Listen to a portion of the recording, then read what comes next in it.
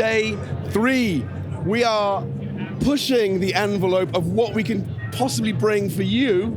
And this is high on my list. I can't even believe how long it's taken me to get here. Nick, you are the lead technical specialist. That's right. So we're here at the Korg booth. This is the ARP 2600. Not much else needs to be said, although I have just been informed that we won Best in Show for this synth. Yeah, this synth is near and dear to my heart. It's the 2600. It's one of my favorite synths of all time. Same. And this one, you don't have to bring to your synth tech every 6 months for a tune-up. No, for sure. Funnily enough, I see that you're using Pete Townsend to advertise this. Earlier on today, the guy who sold Pete Townsend turned up. We had a little chat. You know, Pete loved this synth so much. We actually made a documentary about the 2600. He loved this synth so much, he actually told ARP, he says, I'm going to take my own promo photos and send them to you. Please use them for your advertisements. Epic. What a guy. You know, we've consulted with some of the original people that worked on these synths because we want to really bring a authentic ARP back into the world. And I mean, it's all there, you know, 3 oscillator design, both filters from the earlier and later models, nice. And a couple unobtrusive improvements. So if you want the purest version of the 2600, it's there, but there's a sequencer, an arpeggiator, aftertouch, XLR balanced outputs, MIDI and 5-pin MIDI and USB MIDI. You can have that original ARP experience, or you can integrate it into a modern studio. Which, you know, let's face it, we're all going to want to do that, right? Yeah, exactly. I mean, I'm certainly going to be integrating one in my studio pretty soon. Let's have a little listen to this.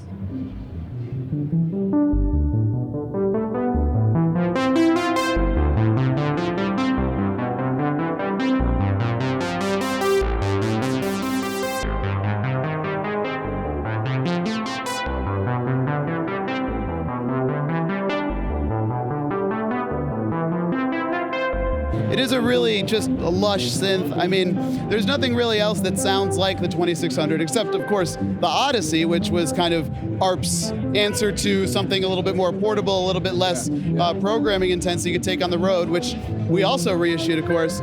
But you can really hear that filter. You can hear the later model filter.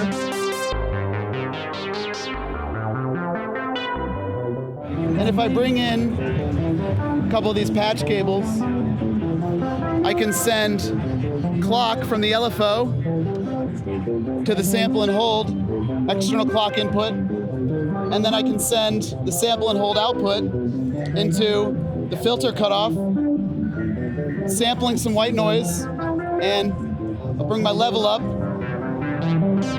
get a little variation into my sequence.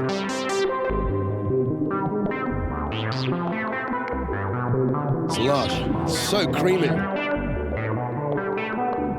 But if I want to get weird with it, Do it, take me there.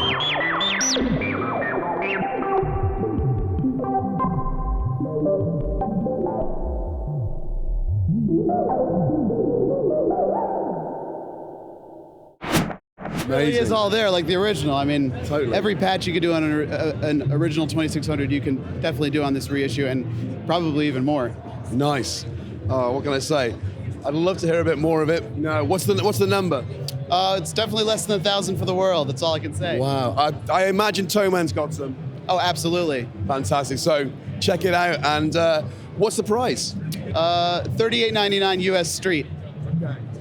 But I mean, you couldn't pick up a second-hand one for that. Well, I mean, a second-hand one's going to run you around 10 grand, 12 grand, and even that is questionable condition. And then you're going to need the engineer to help keep it alive. Exactly. You're going to cultivate a very healthy relationship with your synth tech, who's going to love you for all the money you're going to be spending on maintenance for one of those vintage ones. Brilliant. Well, thank you very much again, Nick. Much appreciated.